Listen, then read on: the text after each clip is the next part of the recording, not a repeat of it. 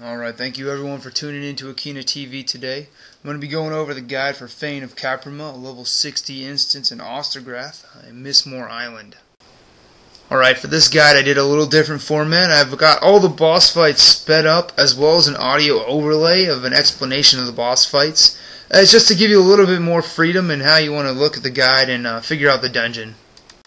Alright, we're already at the first boss here. This is a really standard tank and spank boss. It's going to be real easy other than one little mechanic that you need to worry about. There's going to be a mage that stands up on a balcony. He's going to fly down periodically through the fight and drop a giant AoE that will one-hit the entire group. You're going to need to counter this by destroying these 4 pillars on either side of the room. You only need to kill 1 pillar to gain a buff, but the buff only lasts 5 seconds, so timing is going to be very important. DPS these pillars down to about 2%. Anything you can finish off real quickly, and then keep an eye on that mage. There will be an alert on your screen that says when he's going to jump down. Simply just destroy the pillar when he's about halfway through his flight, and you'll get a buff that'll last through the damage.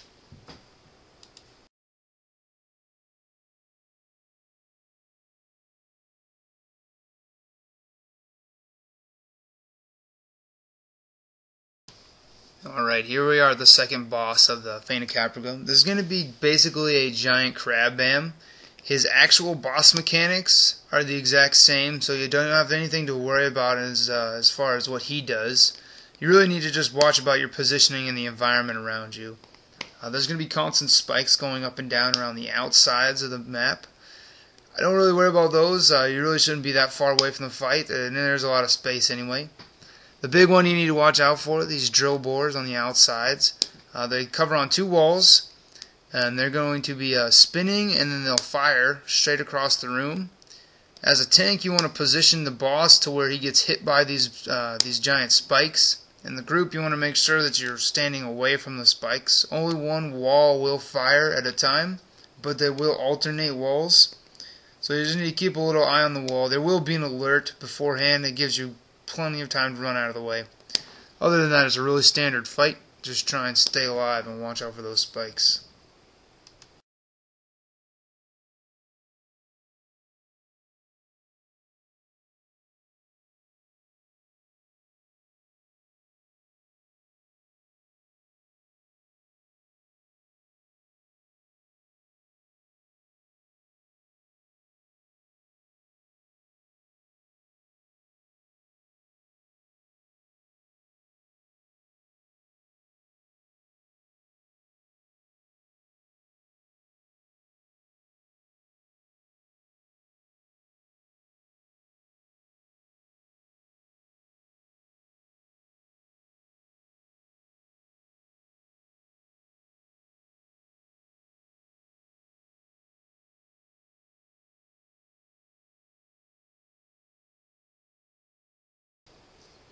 Okay, here we are at the third boss of the instance. This is going to be a Lancer mob.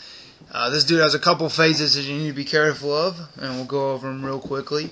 The first one, he's going to summon up a little teleporter pylon. You're going to need to destroy that very quickly.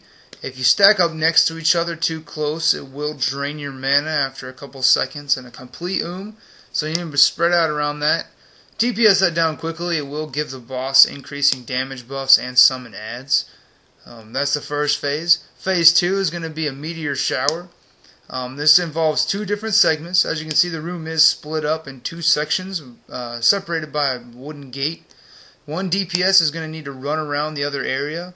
Mages will shoot orbs at you. You're going to want to kite these orbs into the center mage and kill the center mage with those orbs. Otherwise, he's just going to keep summoning down giant AoEs on the boss side. That's going to deal very significant damage to the entire group and is unblockable. Third phase, he's going to be very similar. He's going to summon another pylon on the other side of the room. You're just going to want to go ahead and DPS that down as quickly, keeping your spacing. This one will also summon adds and can get a little overwhelming, so this needs to be your focus. Boss is fairly straightforward. He does do a lot of damage, and he likes to turn around and throw a quick jab. He is capable of one-hitting groups, so be aware of your aggro and positioning.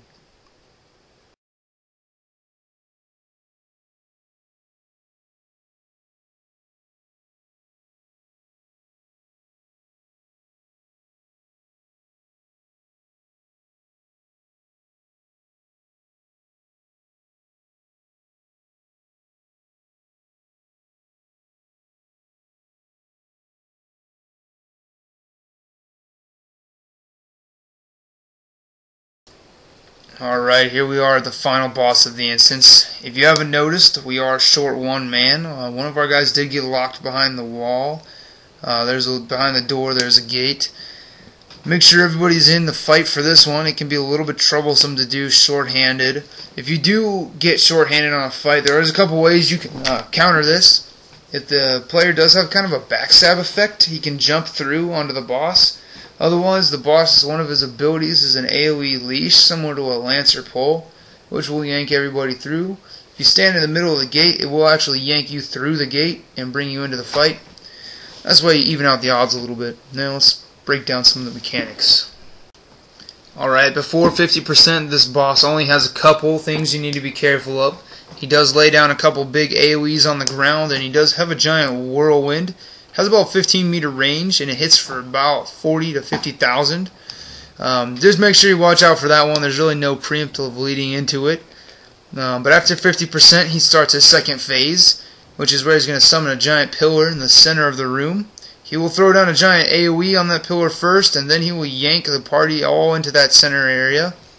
When he does do this yank, he's going to summon a little snake in one corner of the room. That snake will then latch on to one character, yanking him to him, and turning him into a giant snakehead.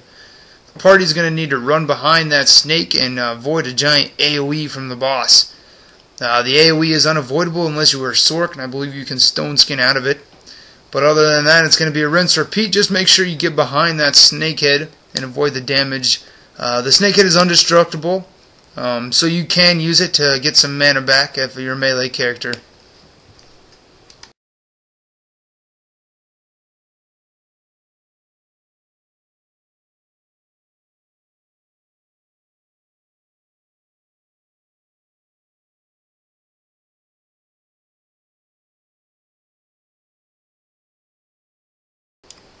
Alright, as we finish up the boss here, I just wanted to say thanks for tuning in to my guide on Fane of Kaprima. I did a little bit of different format for this one. I tried to do a quick explanation, vocal explanation, as well as a sped up entire boss fights. This way you can either watch it or just listen to it if you're trying to get the party going. Let me know what you think on this type of format. It might be a little bit easier as far as a guide goes for quick reference. Other than that, thank you again for tuning in. Like and subscribe if you like what I'm doing. And I'll have a couple more instances. We're going to start breaking into the hard modes pretty soon. So I'll have those videos out pretty shortly for you.